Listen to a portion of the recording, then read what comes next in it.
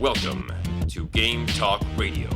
Your hosts, Gregg and Jen, bringing you their take on this week's hottest gaming news.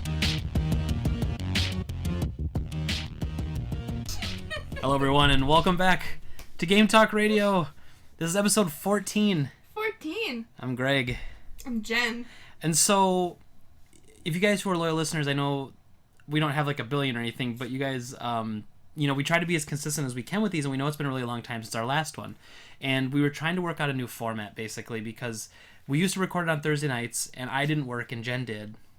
And then some days I would have to work if I had to switch something, and it really became a hassle. So now we're going to start doing is we're going to start recording these on Sundays. Sunday. Still follow the exact same formula we have been, where we take the week's worth of news and give it to you. So late Sunday night, early Monday mornings, we should have all this stuff available for you. And we're both off on Sundays, so it's easier for us to, get everything taken care of, because this is obviously something we do in our free time for fun. We don't, make a living doing this or anything. So we finally got around to hammering that schedule out. Now that there's no more football to watch. I was just gonna say, and now Super the Bowl's football's over. done, and that was a mess. It was taking up our Sundays, Yes. quite frankly. So now we're wide open. We can hang out and do stuff. Virtually with you. Yes, with all of our friends out there listening. So with that being said, let's jump right in. Yes. Did you know? I did, because I'm the one who told you about the article. You are a butt. Well, Netflix is gonna have a new title added to its repertoire. Netflix does a lot of exclusive content. They do. So they've done really good stuff with the Marvel. Jessica Jones. Luke Cage was really good. Yes, and now the new one that Iron Fist. Punch Fist. Yes, guy. Punchy McFist Punch. Punchy McFist face. Yeah, Punchy McFist Punch. He's pretty bonkers. Mm-hmm. He's BA, as it were. Well, anyway, they're adding to their cool original content repertoire and doing a Castlevania Netflix original series. So we talked about how Konami doesn't give a crap about Castlevania anymore. I know, they must have listened and said, no, we care. Here is how we care. There's some interesting stuff, though, because apparently there was something that, one of the sites was mentioning something about how they've been sitting on this idea for a long time and weren't able to do it. And then finally were able to do it. So there must have been something they must have commissioned this a long time ago, and it never got passed, and then finally, for whatever reason, they listened to now is our the time. podcast and said, no, we care about Castlevania and we'll show you, Gregg and Jen. And there's some good things. We'll show you. And there's some troubling things about this story. So Why? Let's start with the good. Because you know me, all about positivity. Yes. Right? Even when the world of video games refuses to give me anything positive, I will stay positive in the face of all that is negative. Yeah. So, it's going to be animated. Oh. Which is, I think, brilliant. That is good because you can do a lot more with special effects. I was really nervous when I first read about this because I was like, if it's a live action show, I'm out. I told me I was out. I knew it would be crap. Well, you would need huge budgetary allowances for doing something like that live action. Yes. So it's animated, which is good. Mm-hmm. The showrunner has had a lot of interesting things to say about this, right? So the showrunner is named Adi Shankar, and he is a self-proclaimed mega fan of the Castlevania series. So he believes that fans of the franchise will dig it because the show is coming from someone who poured hours upon hours into gameplay into the games. What? Okay, hold on. He thinks that just because he's played the video game a bunch makes him some sort of expert? Well, and there's some really, sometimes a passion project is a good thing. Like the Silent Hill movies. Now, you could argue about the second one's quality, but I think overall they were actually kind of interesting movies, especially the first one. Well, apparently they were written by a big fan of the series. So he was able to take his passion and, channel it into a positive experience. But, I mean, I watch a lot of cooking shows, and that doesn't make me a Michelin star chef. No, it makes us pretty darn good cooks. We cook pretty good. We do cook pretty well. But, I mean, what was he before? Do you know? I have no idea. I've never heard this guy's name before. And that's probably the problem. We don't know where this guy came from. Yeah, so he claims, or in quotes, he says, I think backlash from the community comes from a place of inauthenticity. Fans know when things are being changed as a way to make more money and when parts of a movie or show are being changed to make a better story. So when asked if things were going to change parts of Castlevania to make the series feel more like an original TV show and not a straight adaptation, he admitted he couldn't get into anything specific but pointed to Dread, which is a 2014 film that he executive produced, as an example of what he was talking about. And if you haven't seen the movie Dread, which is Judge Dredd, it's like the new one that they did a couple years ago. Law. The new one is awesome. Carl Urban was Dredd, and it was awesome. And so, like, I would love to see a Dredd Netflix series. I'd love to see another Dredd movie, because it was just really well done. It stayed very true to source material. It was very dark and gritty. He never takes his helmet off, you know? And, like, it was just, like, there was a lot of, like, really interesting stuff that the character wouldn't do, so Carl Urban. Like, it wasn't about... You know, like when Stallone did it, and as much as it's a guilty pleasure of mine, I like that movie too. That's the only part I know about that movie was when he said, "Okay, let me set this up." Okay. Because several years ago, when they had it like running repeatedly on cable or whatever, they would play this promo where they would show a clip of a behind the scenes interview with Sylvester Stallone, and this is the only part that I remember. Is like where he says, "I am the law." Which is Rob Schneider. Oh, well, I had a whole quote and you totally cut me off. Okay, here. I'm sorry. Go ahead. Let me explain Let's it. back it up. Go ahead. Because it makes so much more sense. Because it's like, okay, you know how when in your family you have like all these inside jokes and like things that only people in your family get because they were there. Yeah. You know, like every family has that kind of stuff if you have you know a decent relationship. And with my family, movie quotes were our dialogue and still are to a certain extent. But anyway, so back to that before you interrupted what I was going to say. Sorry for interjecting my fun quips and interesting commentary. Had to wait until after I was done because then it makes no sense. Because they were doing the interview and it was just him sitting in like one of those, you know, actors' chairs and the backdrop is behind him was like Judge Dredd or whatever, and it's Sylvester Stallone. So he's like, when he says "I am the law," he means it. Like that's all I know about that movie was just that quote. So you've never actually seen the movie? No. Oh, okay. Well, we should watch sometime. Because I always get it mixed up with the movie where he's in the future and he's been asleep. Demolition Man. And with the shells that they wipe their butts with. Yes. Well, you don't know that they wipe their butts with the 3 seashells. That's just how they deal with the stuff down there. We don't know how the 3 seashells work because we're not from the future. Anyway. For some reason I get those two movies confused. Well, they're both Sylvester Stallone and they're both awesome. I want to say both 90s awesome 90s action movies. So they're great. Okay. So anyway, that movie's a guilty pleasure of mine. My point was just that in that movie, because it was a big star like Sylvester Stallone, he had to take his helmet off to show the face of the star, right? Sure. So it's like, hey, I'm Judge Dredd, I'm this really dark, brooding, but every chance I get, I'm going to take my helmet off and show my face. Well, that's not really the character. So in the Dredd series, they did have him, like they show in the very beginning, like his helmet's getting put on, and then they don't show him without it. Like it wasn't like, I get where this guy's coming from, because he's saying that they did things in that movie that were non-traditional as far as movies would go. Like, you want to show your star's face. Right. Typically, your stars are like, oh, I request so much FaceTime so they can get more merchandise, right? It's all that bullcrap. But this movie wasn't about that. So if that guy executively produced that, and he has the same mentality towards Castlevania, that gives me some upside. I'm actually kind of excited. He also noted here that he added that if you're a gamer or someone who has played Castlevania before, the Netflix series won't come across as an inauthentic cash grab. Ooh. So he at least seems to be aware that we're not stupid, which is nice. That is nice that he does accept the fact that, you know, we're pretty intelligent people. I like being treated like I'm not an idiot. Yes, that is good. Typically, I like to be treated with a little bit, just an ounce or two of respect. Just a little dignity. As a consumer. That's all we ask for. That's it. Just an ounce or two. A little background on Adi Shankar. I had a little bit of opportunity before I told my terrible story about Judge Dredd. He is an American film producer. He was born in 1985. So he's a youngin'. He's younger than me, and that makes me a little sad that he's so far in life. Film director, YouTube personality, occasional actor, Best known for being the youngest producer to have a #1 film at the North American box office with The Grey.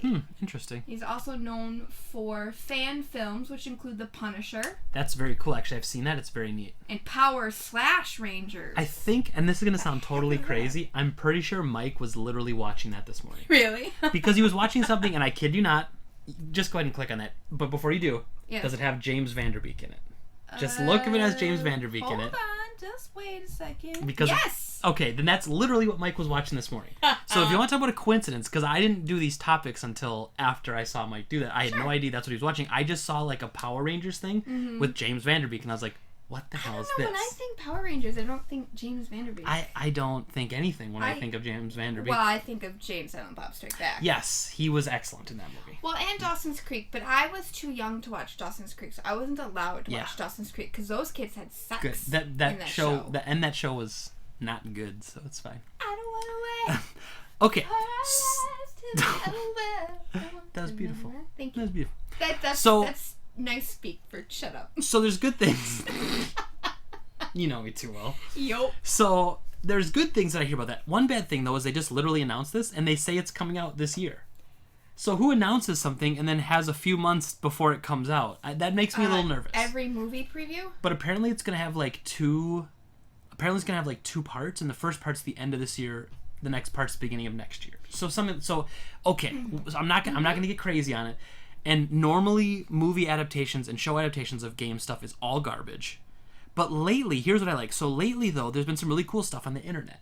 So there's a Mortal Kombat YouTube series and a Street Fighter YouTube series that are live action. Neato. And they're really well done.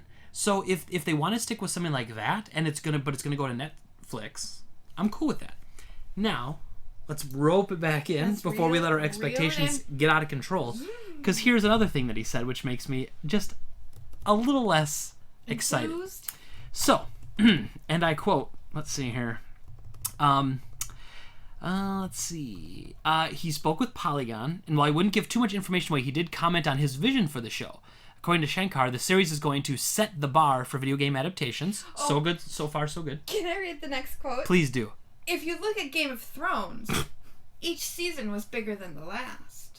The last season had the huge Jon Snow battle. Spoiler alert. Which was like a scene from Lord of the Rings. I'd like to do something along those lines. Okay. You know what I'd like to do sometime? What? I'd love to have as many subscribers as PewDiePie. But I can't just make that magically happen by saying it, you know? Like, I don't understand this guy. So he's got this new Castlevania video game niche series. And he thinks it's going to be bigger than Game of Thrones. I'd like to be as big as Game of Thrones. Oh, not just Game of Thrones. Oh, no. And Lord of the Rings. Remember that little movie that came out a few years ago? Come on, man. Just say what it is. Now, I didn't read this quote exactly, but Dom was telling me that he read a quote that said something like, and I won't say the exact words because it's not appropriate. Like it's vile. Not vile, but vulgar. Crude? Excuse me. It's crude and vulgar. Excuse me. And so basically, he was saying something like he thinks it's gonna be the most effinest, greatest effing thing, and he was just like he was talking almost like a dude bro. And so he was like, oh man, like when he explained it to me, he didn't say this, but when Dom explained it to me, all I could think in my head was, man, it's gonna be so tight. It's gonna be mint. It's gonna be just rad. I don't know. So I don't know. sick. It's gonna be sick. So I don't know. Which is the dumbest adjective ever. Makes me a little nervous. So anyway, I hope it's good. And you know think me. about it. He's younger than I am, so he's early 30s. Mm-hmm. So of course he's gonna be like, this is gonna be the greatest thing since sliced bread because, dude, bro, I thought of it. So do you still have up the IMDb for him? Because let's look through some of his stuff. There was some really interesting I saw something like Machine Gun Preacher and some other stuff. So he seems to be somebody who does pick up different projects. He was at Comic-Con on a panel in 2013. Oh, lordy. Okay, so... Look at that picture. What the heck is that? I don't know. He looks... Anyway, okay, so let's go here. Okay, so he was the producer for James Bond in Service of Nothing. Well, that's so it's a short. Okay. But here's the thing. He's done a lot of neat little projects. So I could see this having a more smaller project feel to it, which would probably make it better. You know, if you've got Paramount pumping billions of dollars into advertising, the movie's going to suffer because they're trying to make it, well, and like we said before, broadly available to everybody. Because it's going to be animated, like we both agree, the production quality of anime doesn't have to be stellar. In fact, we both appreciate the hand-drawn aspect. I doubt that this is going to be hand-drawn. It might. But in the event that it isn't, I mean, to me that doesn't matter. But if the animation isn't that great, but the storyline is stellar, I'm going to forgive that. Absolutely. Because to me, I actually really enjoy anime and animation in general, and even if it's not like the best animation I've ever seen in my entire life, the storyline will make up for it. Exactly. And something like this, I don't know much about the Castlevania storyline other than playing Belmont's Revenge on the Game Boy. Yeah, I mean, the basis... I don't know who Belmont is. The basis, I would say, is... So the basics is the Belmont clan has been, like, cursed, essentially, to be the family that must always defeat Dracula. Oh. So in Castlevania 1 and 2, you play Simon Belmont. So he's kind of like the main dude. And then after that, they just... Basically, every game took place as a different Belmont. Until much later on, then they started expanding the universe. But the first, like, 4, 5, 6, 7 games were all different Belmonts trying to take them out. And then my favorite game, Symphony of the Night, for PlayStation 1, you actually play as Alucard, who is Dracula's son. And then you go around and you kick some butt. So, but anyway, everybody, that is the Castlevania Netflix series which is coming out. So, I mean, here's to hoping, right? Right. I will watch it. Let's be hopeful. I've got Netflix. I'll watch it. And then rolling from a maybe good, maybe bad story in the Castlevania series, we go to an all-awful story in the world of gaming. This tugs at your heartstrings.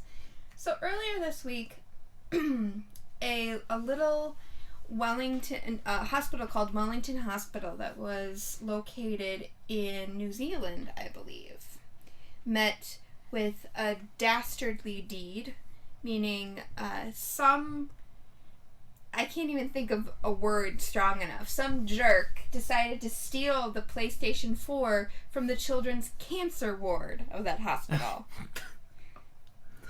I mean, how terrible. Now, the thing was bolted down to one of those things that hold, like, the TVs, they wheel it out. Like, some little 9-year-old kid with an inoperable brain tumor plays Minecraft on PlayStation 4 and can't because some jerk decided to steal the PlayStation 4. Someone stole a PlayStation 4 that a terminally ill child was playing in a hospital. Yup. So, I don't know if that guy's going for, like, the quickest trip to hell ward. I know. But, like, that feels very high in that list for me. How do you steal from sick kids? I mean, now, realistically, we don't know the motives. Quite possibly he just stole it because he knew it was worth money.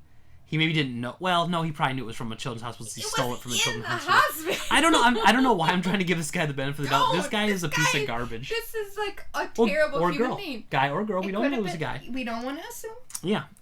Yeah. What a horrible story. So that's. I mean, I don't. What do you say, man? It's like a terminally ill kid, man. He just gets so much joy and happiness from playing Minecraft, and he's in tears because someone stole the PlayStation 4 from a children's hospital. Building his little Minecraft plant. On the plus side, though, the story got big. It went spread around. Huge. Which is great because that means a bunch of people came through for him. Please tell me that's true. Yes. Essentially, what they've said is that they've had offers from all around the world. Every gamer in the world wants to help. And people are donating money, offering to buy new systems, send them their systems.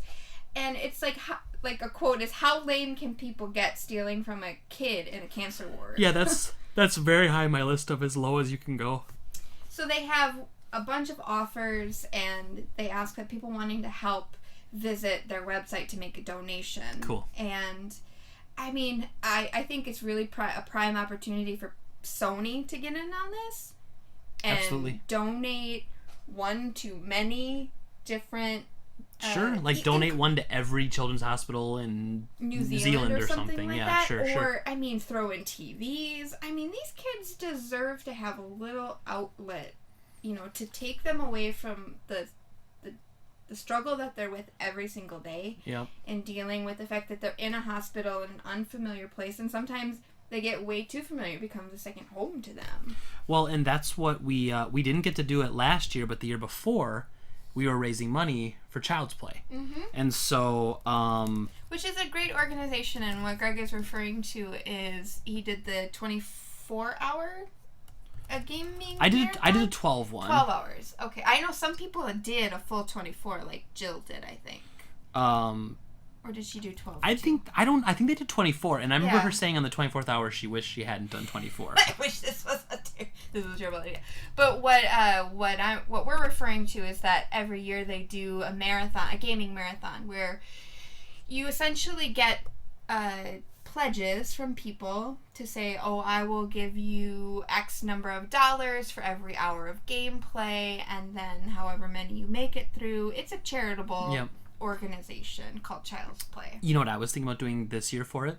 I might actually do it from the store. And if people come in and donate, they can hop on the stream and we'll play some games together. That's a good idea. So I'll have something set up. It's like 2-player, and they could come in, and if they donate money, then they can get on the stream and everything. I think that'd be really cool. And that was a lot of fun. But so a terrible situation, but all my gamers came through. And that's what I love about Child's Play charity. I mean, anything to do with kids, especially terminally ill kids or kids in hospitals. I mean, I don't know, that just kind of hits me particularly hard because you take for granted sometimes just the idea that you're able to, like, we get to play games because we choose to, but these kids, they have almost nothing else. Like, what else can they do when they're bedridden? You know, and TV. Exactly. You know, I mean, there's other things, but which isn't very stimulating. I mean, but something like Minecraft, you're building things. You can interact with other people, right? Because you can do like a co-op. Yeah, absolutely. You could play online if it's hooked up to the internet and everything. Absolutely. So it's just. I saw that article and I immediately sent it to Greg because I'm like, what person on this earth would think that was a good idea? But good shout out to Child's Play. I think that's something that we should do. Yeah, they're absolutely great, and I want to do more streams for stuff like that. I just think it's a good way. I think last year we raised I want to say almost $1,500 or $1,600. So I mean, it wasn't I mean, I had a goal of 2,000. We didn't hit it, unfortunately, but like I think I could do more to reach out, and I have a great family and friends that were donating most of that anyway. But they're great, and so we'll be doing that again this year. So obviously we'll talk about that as it gets closer. I want to say it's around October. And this year something was happening. We couldn't do it because we were gone or out of town or something that weekend. Because I remember I was gonna do it. Like I just enjoy doing it and did a couple years ago. So, anywho, so that's it's a bad starting story that actually has a happy ending. So we like that. Yes. Now here's a bad story that does not have a happy ending. Well, as you know, Greg, we towards the beginning of the year, I think, talked about what games we were excited for in the upcoming year, and at the very top or near the top of my list was the South Park Fractured Butthole game. Which game? The Fractured Butthole. Okay. One of my most anticipated games this year. Unfortunately, it's been delayed. Hit with another delay. So it was originally scheduled for December, and it got pushed to Q1 2017, and it was on a date, I think like March 22nd or something. It was supposed to come out somewhere in March. And then now it's only been delayed. Now, if you remember, the original South Park was actually delayed from 2012 to 2014. So the original one got delayed a couple years. Know that. The company that makes it, they're very known for delaying stuff. It just happens all the time with the games they make. Plus, they've been kickstarting a lot of new projects. It's Obsidian is the name of the company, and so I just wonder if they just got a little behind. But it doesn't surprise me because they also work very closely with Matt Stone and Trey Parker, so they might have to work around their schedules a little bit too. Well, maybe they needed to have some dialogue meetings and they couldn't get them in for weeks. You never know what the reason could be. Almost all of the dialogue are those two. Plus, there was a thing where if you pre-order the new South Park, you get the old South Park for PS4 or Xbox One as a digital download. So that's not originally offered on those systems, so it's possible there was a delay in that too. Like there's a million things that could have gone wrong, but it just unfortunately, one of my most anticipated games of the year is the new South Park, and unfortunately got delayed. They're saying that it's anywhere from April 17 to March 2018. It's basically months. Yeah, it's weird because they're just saying it's in Ubisoft's next fiscal year. Now, I'd be very surprised if it doesn't make the holiday season. If it doesn't make, like, September or October release, I'd be very surprised. But, I think they're just giving themselves enough time to figure it out. And I'm not a fan. Obviously, I don't like it when good games get delayed. But it's obviously getting delayed for a reason. Right. And it's better to get it delayed than get it buggy and not working properly. So. And that's what I was going to say, too. I would much rather have a well play-tested game out on the market than something I'm going to have to download 8,000 different, day one patches. Because, working where I work, when I used to do software quality assurance, it's one of those decisions you have to make of, do we want to release something that we know we're going to have problems with, or do we want to hold off and make sure it's right the first time? And I do give a lot of credit for companies that are willing to do that, because it does, obviously they're going to lose out on some revenue, or they're not going to get that revenue that they were expecting when it was its original release date. So I do have to give them a little bit of credit for that. It makes my 2017 a little less fun, because I just did finish playing through The Stick of Truth about a month or so ago. I had started it and then picked it back up. Loved it. As I've said, and you have said too, it plays a lot like a South Park game, and they have so many references. So if you watched South Park, it was very, very well done. So I'm hoping this next game is just as good. Yeah, hopefully. We'll see. I think it will be. I mean, I was actually okay with the push a little bit, because there's a lot of stuff that came out recently. Like, I just finished Resident Evil 7, now I'm on to Nihon for the PS4, and For Honor's coming out. The Berserk Band of the Hawk game is coming out. So there's a lot of stuff that's coming out. There's a lot of good stuff that's coming out. There was coming out. Mass Effect's coming out. What will I play? Well, you got to finish Uncharted 4, and then you got to move to Last of Us. That's true. I do have to play through Last of Us. You're running the whole Naughty Dog gauntlet. I am loving it, and when I stopped by the store on Friday, I talked to Dom, and I said, don't tell anybody, but I have an idea for a different Uncharted game, and he said he thought it was pretty good. Yeah. Him and Dave thought it was a really good idea. That's one you mentioned to me before, right? Yes. So, yeah, and I'm agree. not mentioning it here because... You don't want anyone stealing your ideas. Considering how many things have come to light since we started this podcast, people are listening. All the shady characters that are just listening to this, waiting to hear all of our money-making ideas. They listened to us when we talked about so many things. If you just listen to some of our older episodes, we were right. It's almost like we're fortune tellers, quite honestly. I mean, we're spitting some knowledge, and then all of a sudden things happen. Truth. We're movers and shakers, as they say. Yes. So, anyway. Anywho, so South Park, great game, got delayed. Okay, moving on. So, indie developers aren't happy with the Steam Greenlight replacement. Now, so Valve, you had to explain this to me, because I wasn't, I knew that Greenlight existed. Mm-hmm. And I thought it made a lot of sense. You have almost a gauntlet style sort of thing where people vote to get it to the market. It was called Steam Greenlight, and it was a system that allowed the customers to vote on small scale and fledgling projects in favor of a more streamlined system, which is what they want to replace it with.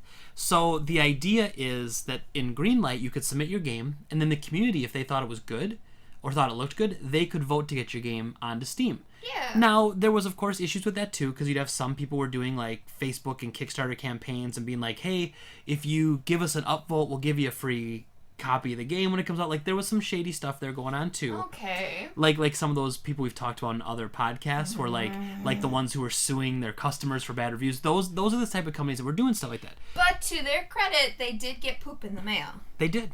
Oh, and I think that that's just bad form. So this spring, they're going to ditch the Greenlight system altogether for a system called Steam Direct.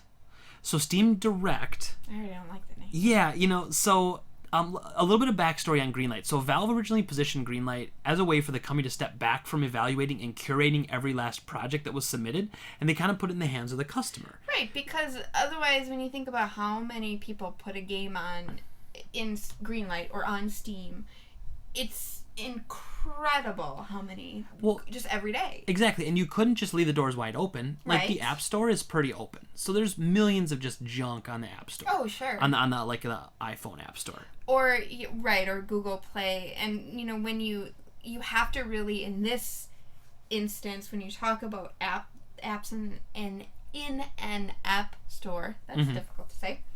you gotta look at the star reviews and see what people are saying, and if the first 5 reviews are this is a piece of junk or this is really terrible and it doesn't work. The other issue with that too is if there's too much stuff in there, you're so saturated you can't find some of the good stuff sometimes. Right. And it's harder when there's a lot of stuff in the middle. It's hard to break through that and get noticed. So basically, Steam Direct is going to dispense with any kind of popularity contest. Developers will now simply fill out a form, submit the game to a basic compatibility test, pay a fee, and launch the game. And that's it. Pay a fee? Pay a fee. So here's where the developers are starting to get a little miffed.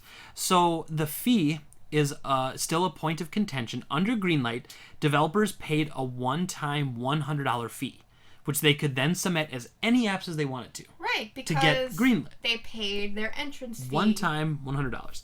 The new fee will be per project. So now every game you want to submit will have a fee. I'm actually still kind of on board. Valve is a heck of a platform. But how much are they thinking about? Well, the tough part is they haven't decided yet. Valve says that the new fee will likely be higher than $100 and is considering anything up to $5,000. Okay. You're an indie game developer who has not yet made any money because your game's not on Steam yet. And you wanted to have the game for free or possibly have microtransactions. Now I have to pay upwards of $5,000 in order to get my game on Steam. I'm going somewhere else. So I'm reminded of, if you guys have ever watched it, or if you haven't, please do watch it. It's super fascinating. On Netflix, there's a documentary called Indie Game the Movie. Oh, yeah. And it's the 2 of the people they follow are the guys that made Super Meat Boy. Yes. And those guys were both living with their parents or living with their significant other, not working at a job and barely making any sort of living while they worked on these games. Right. So could you imagine a world where all of a sudden, besides all that stuff, making games is already incredibly difficult. Mm-hmm. You take that out of the way and you take these really talented people that used to be able to get by if they were talented, and now you just stick another barrier in front of them, but this time one that could be more crippling than any other when it comes to financial barriers. Well, right. I mean, they could stop someone dead in their tracks. If they say $5,000 to someone who's living at home with his parents, I mean, what are you going to do? Take out a loan to see if your game might sell? And that's disappointing to me from a user standpoint, because there could be potentially, and I think you're leading in that direction, there's game developers that have such a great idea and have written a game that's going to be something like the next Meat Boy or Super Meat Wad or whatever it was called. Super Meat Wad. But cannot get the funding, because how do you get funding for something like that? Well, and I guess maybe there'll be a new business model that springs up of venture capitalists, VCs, and they'll be popping up saying, well, hey, we'll front the $5,000, but we get 10% of your company or something like that. Very Shark Tank. Yeah. And I know that now. Take that idea on there. There you go. Now, to be fair, Valve does claim that it wants to find a balance between allowing struggling but talented creators to launch great new games while discouraging multiple launches of questionable quality and seriousness. However, if all you have to do is fill out a form and then pay a fee, isn't that going to make more multiple launches of questionable quality games? Because now, say you have okay, take this instance. So say you've got a company kind of like Digital Homicide. We talked about them a couple times, right? So now that's kind of a bad example, because that's like one guy and his brother trying to make games out of their basement. Okay, I'm not even going to give him crap because I appreciate what he's trying to do. But imagine you've got a company that has 10 people working for it, and they can churn out a new game with just a different face on it. Sure. Every month, probably, realistically. Yeah. It's the same exact game. They just change the skins. So you put that on Steam, okay, and so they have to pay, let's just say it's going to be $1,000. So they pay $1,000. That game makes $5,000. They're churning out maybe every month. They're making, you know what I mean? They're making more and more games, and so they're basically, their business model is to make a crappy game that just needs to sell just enough. Right. So I don't see how this is going to prevent crappy games from getting on Steam. I mean, I guess right now with the Steam Greenlight, if a game's crappy, it won't get greenlit. So it won't get past us, the consumer. Here's this guy, Dave Lang. Whoa, Iron Galaxy. I don't know who this is. I'm just saying it with disdain because of what Iron he Galaxy actually said. a developing company, yeah. Well, this is what he tweeted. Of all the barriers to entry on all the meaningful gaming platforms, Greenlight was by far the stupidest. Unpopular opinion. If you don't have money, be it $200 or $5,000 or whatever dollars, the odds of your game being a financial success is almost 0. Wow, okay. Now that's just rude. I mean, but again, I go back to that story about the Sewer Meat Boy guys. They didn't have excuse my language, a pot to piss in. And so the odds of their game being a financial success, I mean, he's basically saying that if you don't have some... I mean, I kind of get what he's saying. He's not saying that if you don't have money that your game's not good. He's saying that if you don't have any money, you can't launch it, you can't put advertising in, you can't boost it. But he's really misguided there, and he's coming from somebody like... Really quickly, look up Iron Galaxy on Wikipedia. Let's see these guys. Let's see what what company owns them, so you don't have to worry about it. It's a very sort of right-leaning sort of statement where it's like, well, if you don't have the money to do it, if your dad didn't give you $1,000 to start your company, what are you complaining about? I knew these guys. So my friend Adam Hart works there. Oh, oops. So I believe that they're working on Killer Instinct right now for the Xbox One. Is that what the Killer Instinct Season 3? Okay, so yeah, so he actually 7 Days to Die. Yeah, I don't know what they're working on. They must have done the port for PlayStation 4 version of that. Okay, interesting. In any case, that's a pretty tough statement from but it's obviously someone who's done it and he's been in the business, so you got to kind of take what they say a little bit. I do agree with him that the green light thing could also be a negative, where if your game wasn't known, you couldn't get popular because you couldn't get... It's a popularity contest. That is true. Well, yeah. But I also don't see how this new system's really any better. It's just more corporate. It's more business-oriented because Valve wants a piece of every game that goes on there. Mm-hmm. And maybe they'll do a percentage-based thing where if your last game sold $1 million, then your next game going forward is going to be 5,000 instead of whatever. I don't know. I have trouble with this sort of thing because they had this sort of green light thing. I don't know what to call it.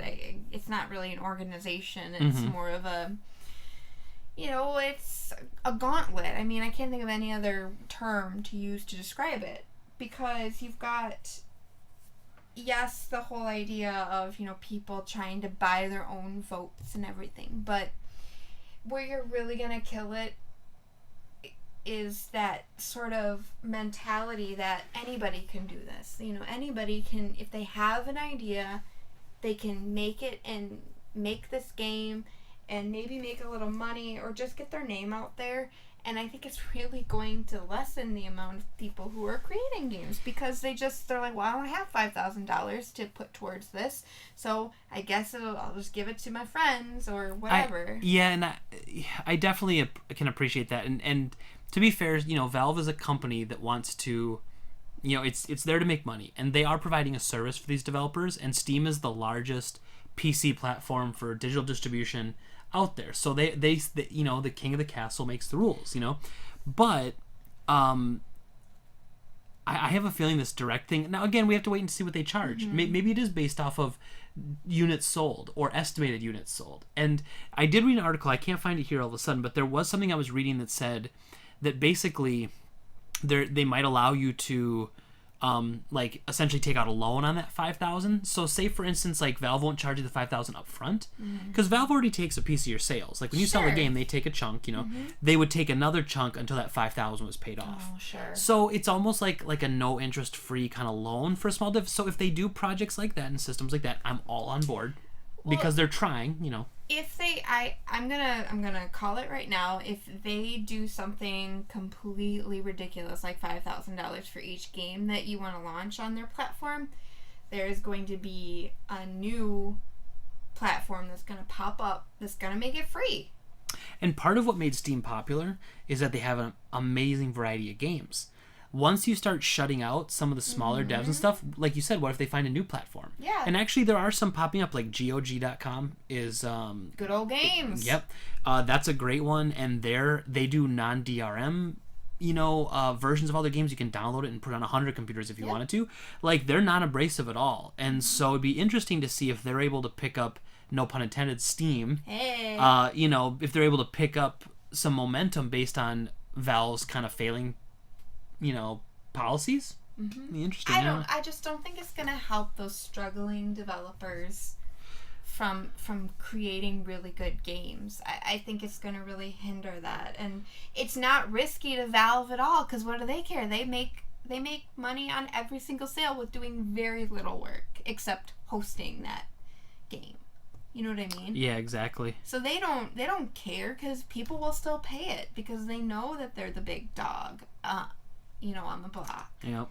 Well, and that's really sad. And that's how it works. I mean, if you're the king, you make the rules until someone dethrones you. And I still think Steam's great, and I think Valve is still good for having a platform for all that. But I think this decision's a little strange. But until we get all the details, we'll probably have to wait. But we'll see. There's a lot of devs that are really unhappy about it, and you'd hate to see that happen. But what is really nice is with the PlayStation 4 and PlayStation Vita, it seems to be pretty easy to port computer-made games to those consoles. Oh, nice. So maybe they'll find like a new wind on the PlayStation 4. Sony's trying to get as many indie devs signed up and exclusively on their system as possible. So yeah. So that's Steam greenlight's going bye-bye, and we'll see what happens in the future. Hopefully we'll get some more details soon. All right. Well, I loved the next the article title that you sent me, because it's very, very true. This is our main story of the night. It's the main story. It something very close to home for me. Came from Polygon. It's by somebody called Ben Kuchera, so I'm really sorry, Ben, if I mispronounced your last name. But the name of this article is GameStop Employees Are Not Your Friends. So like a week or two ago, I think it was about a week ago, Kotaku ran a really interesting piece about a new GameStop policy. Now, you can't see it, but I'm saying new in quotes because this program is not new at all. It was around when I was working at GameStop back in like 02 or 03, and through the years just kept changing names and stuff. But they wrote a really interesting article, and it was essentially like an expose, and they had checked a couple of stores, and some stores were actually telling customers that they were out of new copies of the game when they had used copies to sell, so they could sell the used copies instead. Right. Now, you had kind of questioning, so why would they do that? That doesn't make any sense. Because I didn't understand that. I would think, okay, new game is $60. New game. Used game, to be fair, at GameStop, let's be generous and say a used game is $54.99, because that's what they do. $55 for used, $60 for a new. So and I was $5 thinking, cheaper. well, why would they need to sell you the used game, because wouldn't they make more money? Right. Why lose the $5? Right. So here's how GameStop works. For those of you who don't know, I worked at GameStop for 11 years, and I wasn't just some crony. I was a store manager, and I was a top performing store manager. So this is probably going to sound a lot like bragging, and I promise you it's not, but my stores consistently over the years ranked in the top 1% of the company. Damn. So the top 50 to top 100 of the companies where my store ranked almost every year I was there. The store in question is the one that's on West Mason Street by Sam's Club over there in West Green Bay. That was my store. That was my baby for many years. And we took that store to like crazy levels. I bought a GameCube memory card from there. Oh. So you're mostly the reason I was top all the time. So thank you for that. You're welcome. I mean, you probably kept coming to check me out. Even though we didn't know each other at the time. You probably found me like irresistible. Well, actually, what happened was that was the one I knew my friend John worked at. You know who hired your friend John? This guy. Who's got two thumbs and hired that guy. You're welcome. And John Brundog, if you're listening, I'm sorry because that ended up not ending well for you. But I understand where you're coming from, and it was still fun working with you. I abandoned them all there, and they all felt like the whole place fell apart when I left. Sweet. So I worked there for 11 years in a management position. I was going to be district manager. I was an area manager for a long time. Like, I wasn't just like some part-time employee who was like a pleb. Yeah, I wasn't some stinking pleb. Okay, I was as high as you could get at the store level, not counting like a district manager, which is the role I was training for. So I was essentially at that level. Whatever. Not bragging, just so you get a little bit of background. How about that? No. Yes, I managed to work it in. No. You're on timeout. Okay, timeout's over. Yes. So anyway, this Kotaku article came out. Let me get back to your point. Sorry, I want to get back to that. So you had asked why would you sell a game that's $5 cheaper? So the way this works, GameStop on new games makes very little profit margin. Okay. So when they buy a new game from let's say they buy a new copy of Resident Evil from Capcom. Mm-hmm. So they pay the publisher Capcom about $47 to $52 per game that they sell at $60. So they only make like $15 or something? They barely make any money on new games. Okay. So on a used game, And again, this is going to sound like I'm dogging on GameStop. I'm not, but their trade prices for the most part suck lately, and back in the past they did too. So let's be realistic and say that they'll pay $21 for a game they're going to sell for $54.99. Oh. So they make $34 on a used game or $12 on a brand new game that's more expensive. Crazy, right? So not a big deal. I mean, honestly, I don't blame GameStop for that because the margin on new games is crap. If they didn't sell used games, GameStop would not exist because there's no money in new games. Okay. Which is a funny catch-22 because if GameStop wasn't around, the big companies wouldn't sell as many copies of their games. Right. So it's this really weird kind of... And I have to give a shout out to him because the dude, he's funny, but he hit this one right in the head. But Jim Sterling did one on his latest Jimquisition was about this GameStop story and how it's a really weird parasitic relationship. So GameStop, to stay open, has to sell used games. Yes. Selling used games pisses off the publishers and developers. Sure. But the publishers and developers need GameStop to sell their new games. Yes. So there's this really weird, like, what do I want to say, like, what do they call it when they have two countries with nukes? Mutually assured destruction. They know, like, they both have their finger on the nuke, but they know if the first person who pressed it, the other person's going to press it, and they both get wiped out, right? Right, yeah. So there's this really weird kind of... It's almost like a symbiotic relationship, yeah. But parasitic is only a one-way street, but symbiotic would be the two-way. Like, parasitically symbiotic, because they're both leeching off of each other. Wouldn't That's that be what's symbiotic, weird. though? But are they both, like, typically in a symbiotic relationship, like, it's collective together. Anyway, I'm not going to open the science book, nerds. But I'm going to look it up, and I typed symbiotic, which is not right. Nice. Hey, Google found it anyway. Involving interaction between two different organisms living in close physical association. So it doesn't mean necessarily that it's mutual. It just means that they live in a close physical... Okay. There was a character... Oh, shoot. I'm going to get schooled.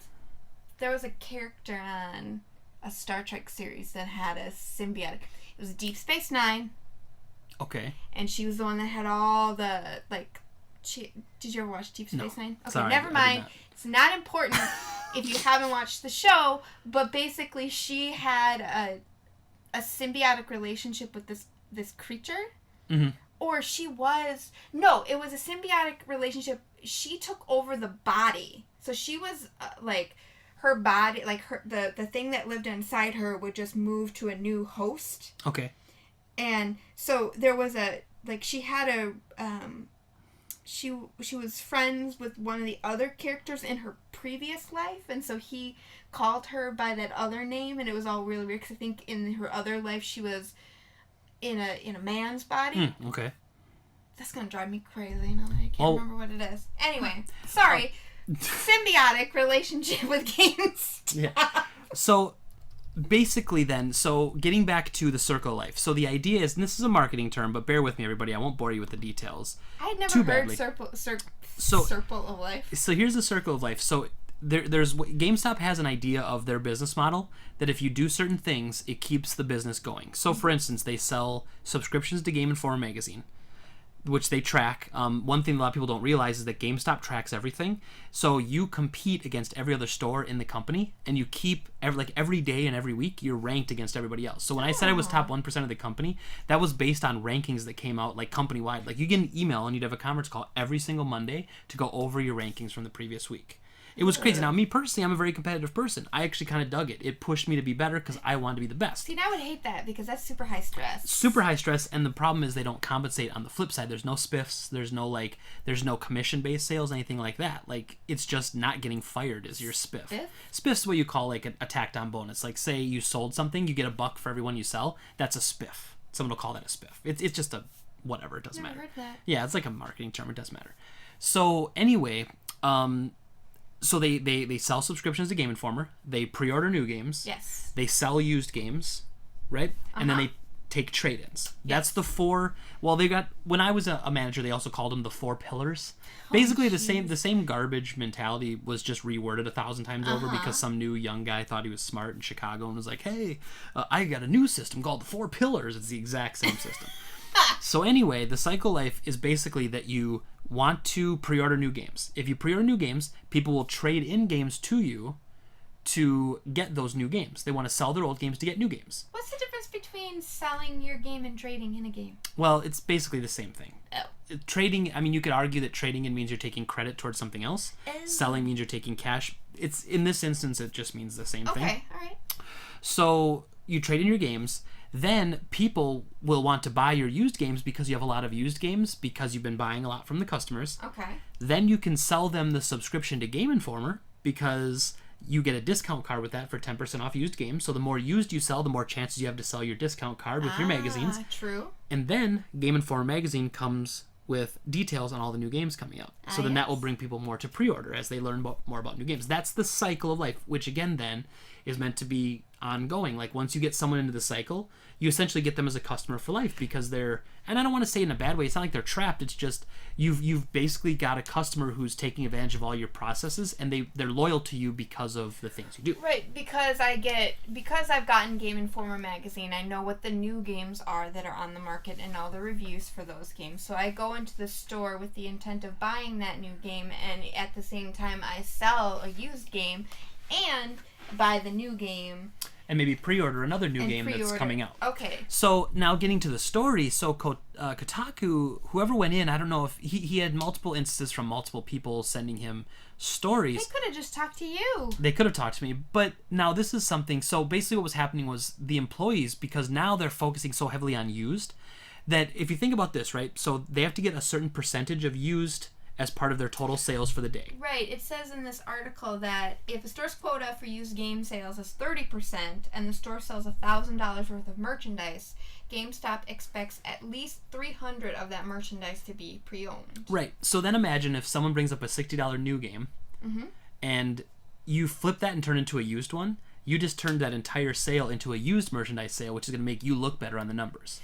Right. So somebody comes up with a new copy of Resident Evil 7. Yep. Right. For $60. Yep. And they're like, hey, actually we just got a used copy of this for $5 cheaper. Yep. Do you want to buy the used one instead? And they'll say, sure, I'll save $5. Yeah, I'll save $5. Because people want to save $5, and so they do. And then you go from having, because it is basically a double flip, because you went from having 60 new and 0 used to 55 used and 0 new. So then it's basically 100%. If that was your first sale of the day, that's 100% used. Or 0% used, depending on how the sale goes. Right. And that's so now the problem though, because that's not a big deal. That's if you ask somebody, hey, do you want to save $5? We have a used copy. That's how we used to do it. Like that's how we were trained to do it. That seems like a better experience. You recommended it to the customer. Yeah. Now I even felt a little guilty back then because I did feel like, hey, we're taking money out of the publisher's developers' hands because someone's coming up with a new game and you look at it and go, hey, you want to save $5? I got a used one, and they're saying sure. And so you just literally took that money right out of the publisher's sale and you gave it back. But GameStop has already purchased those games. Yes, but a lot of those contracts have sales clauses that if they don't sell within a certain amount of time, they can return them. There's recalls and stuff that GameStop would do often. So it depends on the publisher. Big publishers like EA and Activision, they can't pull that stuff with. Sure. But they can do it with smaller ones and basically say like, hey, we'll buy as a company, we'll buy 30,000, but if we don't sell at least 15,000, we get a full refund on the other 15,000. So they will work out contracts like that. Okay. So then, basically, what was happening then, the whole part of this article was people were going into GameStop, and then so GameStop and associates were saying, oh, I don't have Resident Evil 7 new. I only have it used. And so someone would go, oh, okay, I'll buy a used one then. But why wouldn't somebody just see it on the shelf? Well, someone might grab it off the shelf and bring it up and say, oh, I just sold my last copy. This is just a display box. But I do have a used one. Now, I will be the first to say, yes, but I will be the first to say, it was not a company directive. The only thing that you could argue is that because the company's putting so much pressure on them, that pressure caused them when they couldn't meet their goals, they got desperate. And this would happen. I would probably not be able to count on both hands how many managers in my time there got fired for faking reserves and faking game subscriptions. Like a game subscription used to be $15 to Game Informer, and there was one guy who, whenever he sold a system, he would tack the Game Informer on automatically and then take $15 off the system. So the price was right, and it looked like we just discounted the system, but it was shady, and he was doing stuff like that, right? So again, it's that person's fault. They made the decision to do that. Yeah. So that's not the company's fault. I mean, like I always say, like, we got a million things we could slam GameStop on. Like, we will give them credit where credit is due. And one of the ways that they were due is that this was not what they designed this program to be. However, I will argue that their high stress environment causes certain employees, when they're not able to hit those goals, to get desperate, and they worry about losing their jobs, so they do desperate things when they think they might lose their job, and they try to cheat the system. Which is crazy because they don't work on commission. Correct, and that's what's really nuts about that place is they make you feel like it's your store. Like, I remember they used to have a term called back pocket manager.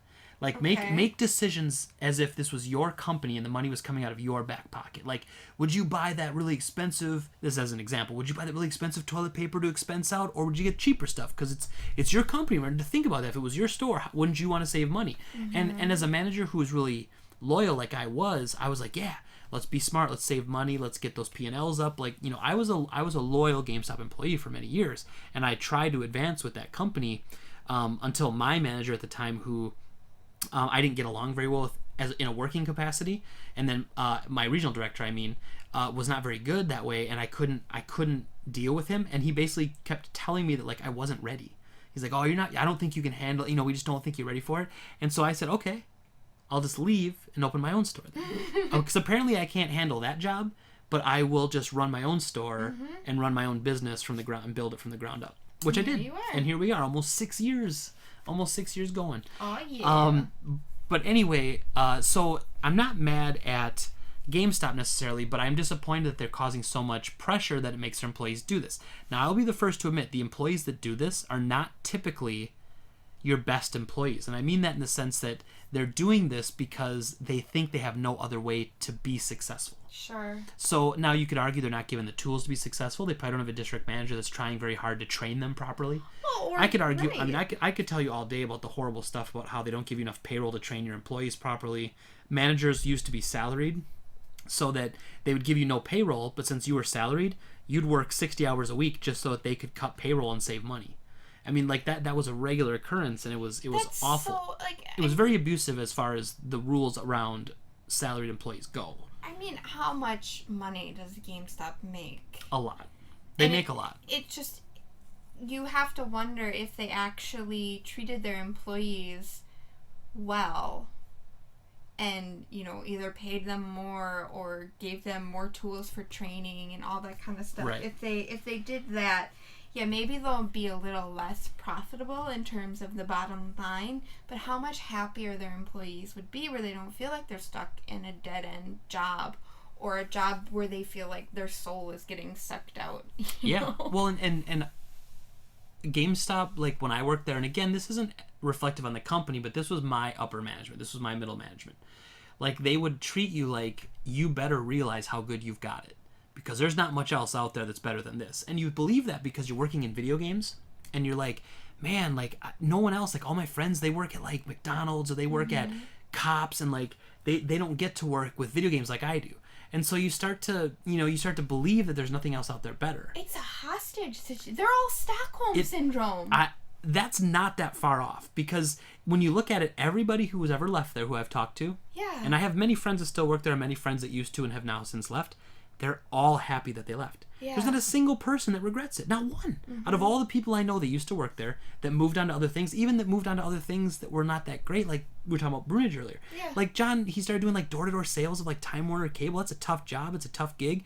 He busted his butt at it. He still liked it better than GameStop. Like, it's crazy. So, but anyway, so the whole point of the Kotaku story was that they thought it was a corporate-wide, like company-wide thing. I don't believe that to be true. Sure. But I do believe that this sort of stuff happens all the time. I mean, I was hearing a story from some local managers here about another local manager in the district, so from one of the stores a couple hours away, that they, one of the things that GameStop's really pushing right now is something called a GPG. It's called I think it's called Gameplay Guarantee. Okay. And it's basically a warranty for your discs. So you pay $3 on your disc. Okay. And then if you break it, within a year, you can bring it back and get a replacement. Okay. That's it. So just selling warranties on games, right? Okay, whatever. Right. I remember when we were there, they called them GPGs, and I never sold them. Like, to me, it was just, they kept like, do it. And I was like, yeah, whatever. And I never did it. Okay. So there was one manager I've heard that what he does, he just tacks it right on the transaction. So he'll just put it on the transaction, and then someone, like, because it's like, so normally a $60 game is like $63 after tax. It'll be like $66, and so like what he'll do is he'll be like, oh, and hey, just so you know, I threw in that guarantee for you. So that way, if that game breaks in a year, you get a whole year replacement instead. So by that time, the person's already paid or whatever, and they're just probably like, okay, I guess. I would have been like, no. Super shady. Now, a lot of people don't want to be confrontational, so they'll allow that sort of stuff. But like me, I'd be like, no, actually return that. I don't want that crap, and don't try to auto sell me that again. Right. That would actually turn me into a never again customer. Like I would just never again at go least back at in that there. store. For sure. But it was funny because it's funny you say that because I was tweeting this out, these parts of the story, basically the same thing I'm telling you guys now. I was tweeting it out last week, like I got more likes and retweets and stuff on those than I've ever had on anything else because people really related to that, and I wasn't just spouting some nonsense. Like, you know, and one of the things I said was people shopped at my GameStop store because of me and my staff. They didn't shop there because of the GameStop corporate policies. Right. So that's why eventually I was thinking to myself, like, what am I doing? Like, why would I keep working for them to make more money when the only reason they're making money at that store is because of me? Well, sure. It's not like they're paying me to just uphold the store and then we're all making money together. Like, I'm the only reason that place is making money at this point. And I had a great staff. I get to take credit for them because I hired them and trained them, but they were great. And so us together were working really hard so that some corporation, some stockholder made extra money. And so, you know, that's why I ended up leaving. And I've never been happier. Obviously, it was the best decision I could have made, and I'm very happy about that. But this story was really interesting because it actually, once this story broke, I want to say he's the CEO of GameStop. It's Tony Bartel, and he actually sent a memo to stores after this article broke. That's how big this was. Wow. So like the CEO of the company to be like, oh hey everybody at GameStop, look, let's, you know, we don't agree with this sort of thing. You shouldn't be doing this sort of thing. We all know we take good care of our customers. I'm so proud of you for taking good care of our customers. It just seemed really, I didn't like it because it basically he didn't take any blame for that amount of pressure he puts on people. And you know, and it just sucks because like another one of the Kotaku articles was, you know, basically talking about how there's GameStop employees who are scared for their jobs. So for instance, here's one guy. So he goes, your source was absolutely right when they talked about lying to guests. None of us like to do it, but we're all scared for our jobs. I worked 2 jobs myself until I became an assistant store manager just because I didn't get paid enough to support my family. And then shortly after I received my promotion and quit my other job, they roll out the circle of life and effectively tell us we're used car salesmen now, a term which leadership previously used as a negative to describe attempting to sell a guest something they don't want or need. I don't want this to sound like a sob story, but my situation is the norm. I have employees who work at GameStop full-time, and every time they sell a new console, or a day like January 24th rolls around, where you have multiple new titles releasing at the same time, they all get extremely nervous about whether or not they're going to hit their numbers. The worst part is the fact that all of my staff wants to do right by the guests. And we all try to do our... Oh, sorry, I lost it here. We try to do right by the guests... And I scrolled through, guys. I'm sorry about that.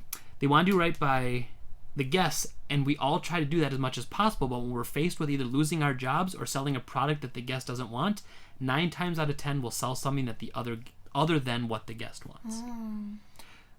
That's really sad to me. That is really sad. Because I know there's a lot of GameStop hate out there, and some of it's totally valid, but there's other. Like, you don't want to see a company like that go away. They're like the biggest retailer of video games around. We want we want them to be successful. We want the people working there to get paid well and have jobs. Like, we don't want a company to go out of business that employs 20 to 50,000 people. Right. I mean, like, that's bad. You know, we're not jerks. But when you see stuff like this, and here's what's funny about this, Jen, this hasn't changed. This is how it was in 2002. This is how it was in 2004, 2006. Like, when I was working there, this is how it was. I was fine because I had a great staff and I loved the competition, so I rose to that challenge. I loved it. But I would probably say I was the one maybe of 2 or 3 managers in the entire district that felt that way.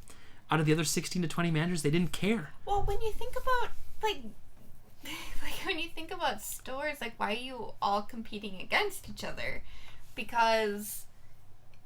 to me, like, video games are supposed to be competitive, not the same video game store chain. Yeah.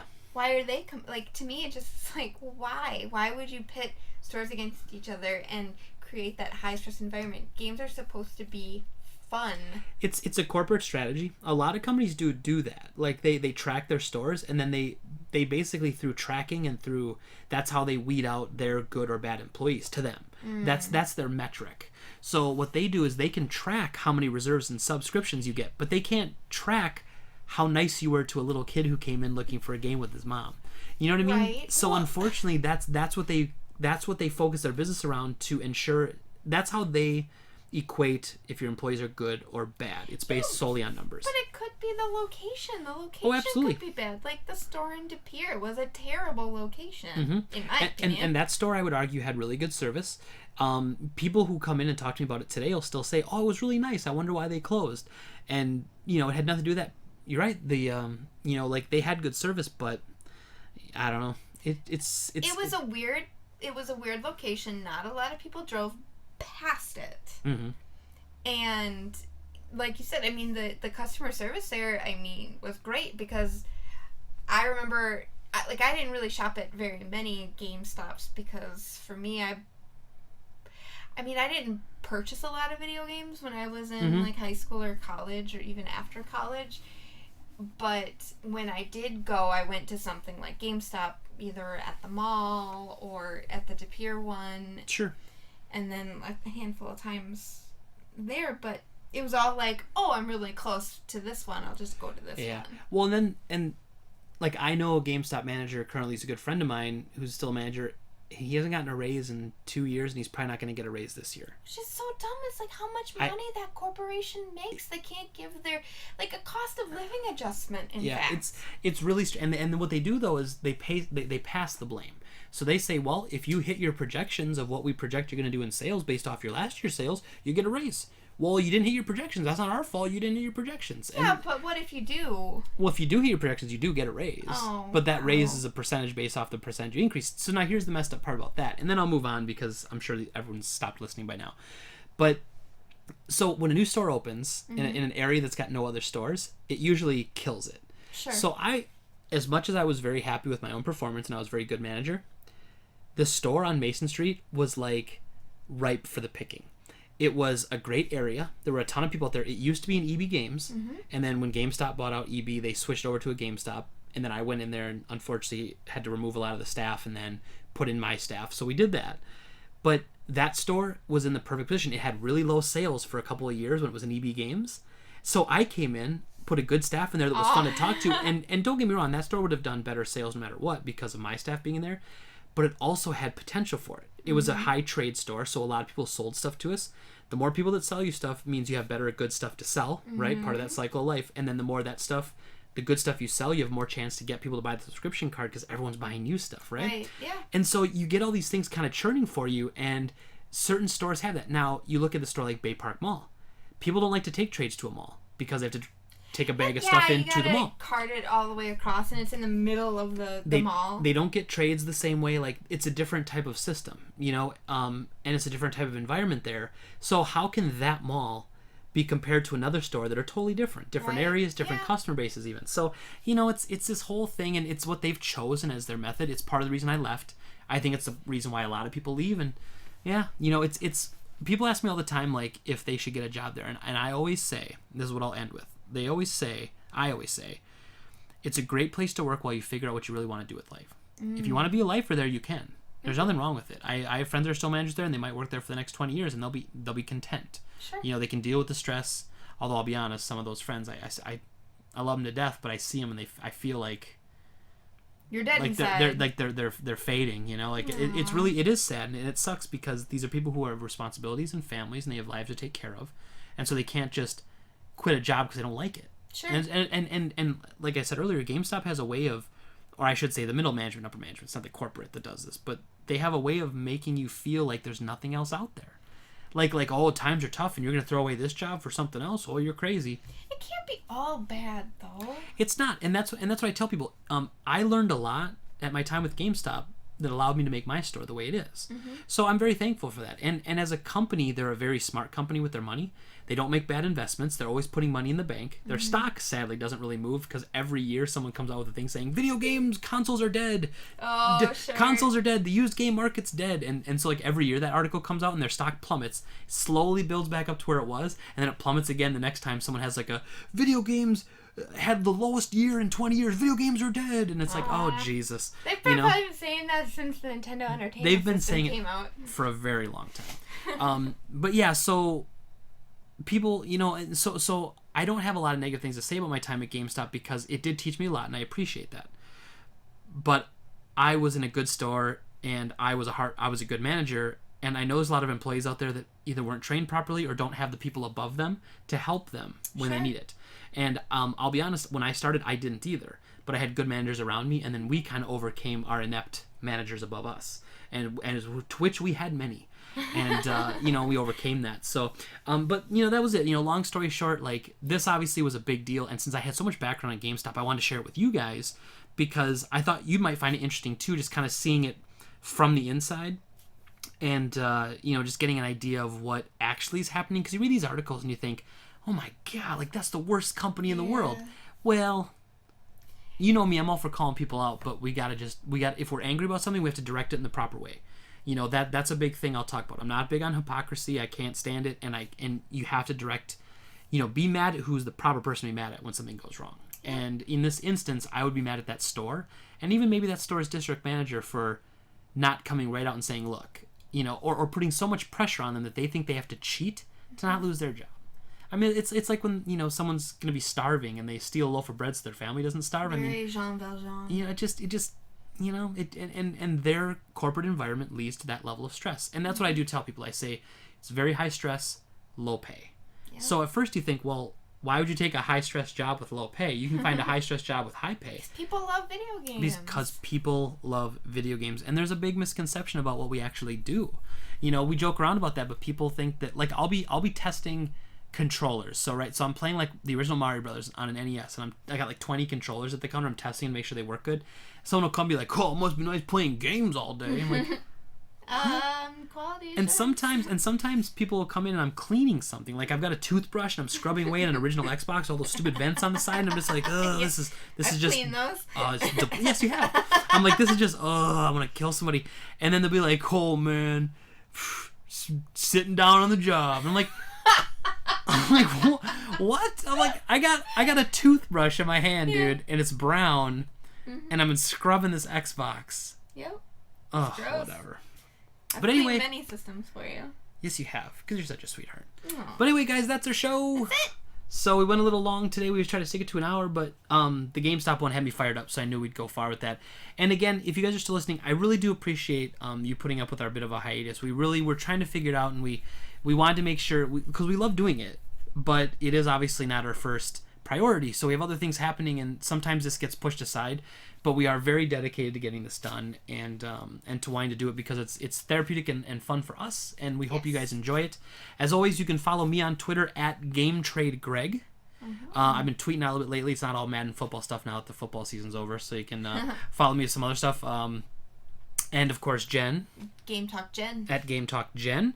And you can always send us messages through the Facebook page for Game Trade or the Game Talk Radio, or you can just email the Game Trade LLC at gmail.com with your questions. GameTalkGen@gmail.com. Or that one, and we'll answer questions on the air and stuff. So once again, appreciate you guys as always. Thank you very much for listening, and have a good day. Bye. Bye. Bye. Bye.